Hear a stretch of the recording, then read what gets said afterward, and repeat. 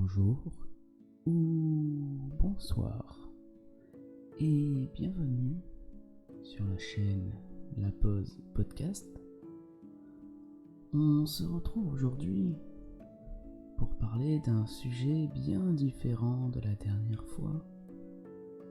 La dernière fois, pour rappel, c'était la légende du Kraken.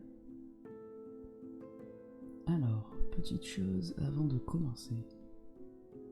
Je ne sais pas si tu as remarqué, mais aujourd'hui ma voix balance entre la gauche et la droite.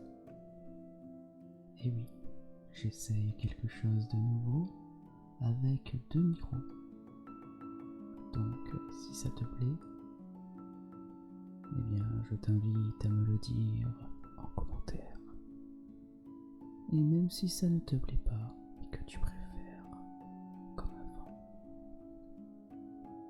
si tu veux profiter pleinement de cet effet dit binaural, je t'invite à mettre un casque ou des écouteurs et puis à fermer les yeux, te relaxer et essayer de ne penser qu'à ma voix.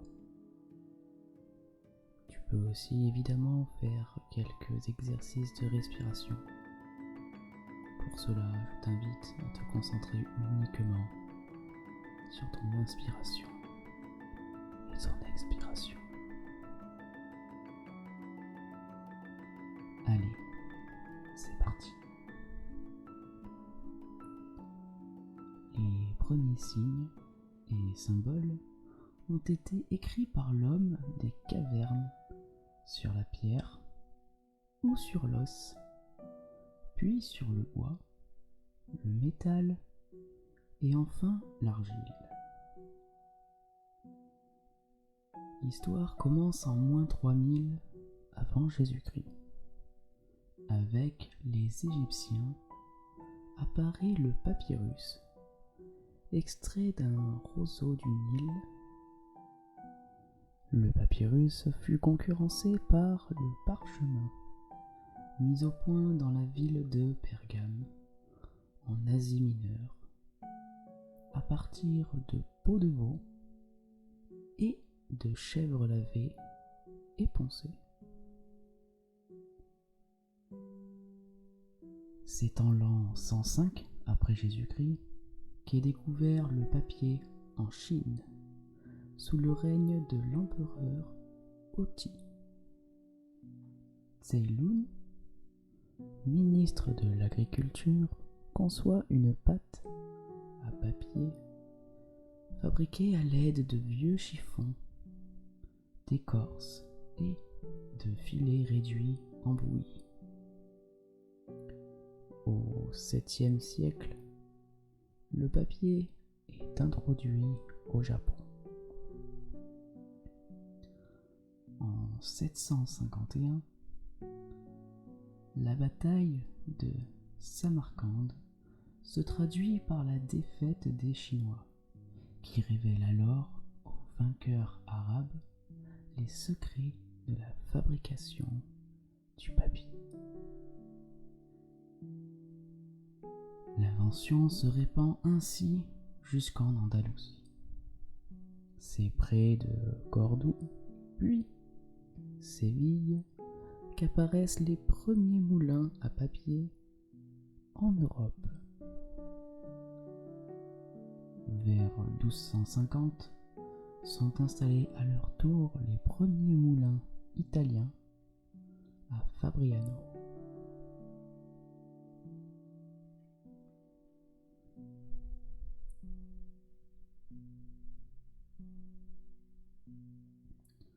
Au XIIIe siècle, apparaissent en France les premiers documents d'archives écrits sur papier, tels que les minutes de notaires marseillais en 1248 ou le registre des enquêteurs d'Alphonse de Poitiers en 1243. Mais c'est au XIVe siècle que sont construits les premiers moulins à papier français.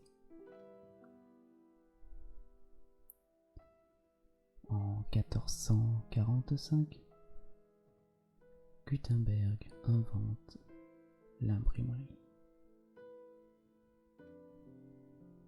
En 1799, le 18 janvier, Louis-Nicolas Robert, jeune inspecteur à la papeterie d'Essonne, obtient un brevet pour son invention, la première machine à papier en continu qui permet de produire davantage de papier à prix moindre.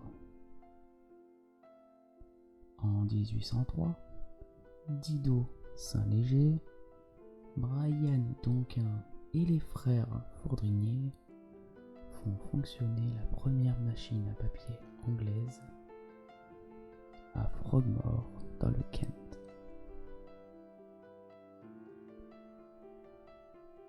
Vers 1825, en Europe et aux États-Unis, débute l'industrialisation massive de la fabrication du papier.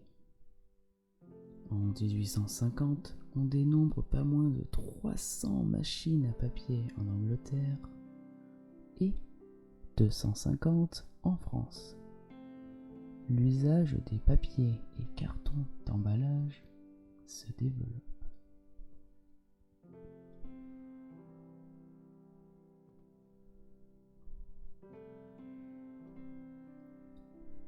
Vers 1850, apparaît la première machine à fabriquer le carton multicouche. En 1856, Édouard C. Halley dépose en Angleterre le premier brevet de papier ondulé, utilisé notamment pour la confection de chapeaux. Le premier brevet de papier ondulé pour emballage est déposé à New York en 1871. La première machine à onduler française est installée en 1888 dans le Limousin. On doit d'ailleurs le papier toilette à l'américain Joseph Coyote en 1857.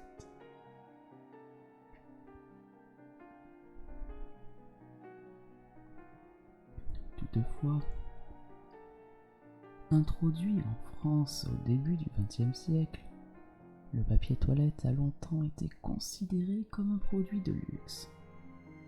Et finalement, son utilisation ne s'est vraiment généralisée que dans les années 60. Aujourd'hui, les technologies papetières ne cessent d'évoluer, contribuant au développement de l'industrie, de la diffusion des connaissances et du conditionnement des produits de consommation. Et voilà, c'était l'histoire du papier. J'espère que tu as appris des choses, que ma voix t'a aidé à te détendre. D'ailleurs, si tu es encore éveillé, je t'invite à t'abonner à cette chaîne pour davantage de contenu. Normalement, il y a un épisode par semaine. Et chaque fois, j'essaierai de t'aider à apprendre tout en te relaxant. En attendant, je te souhaite une bonne nuit et à la prochaine vidéo.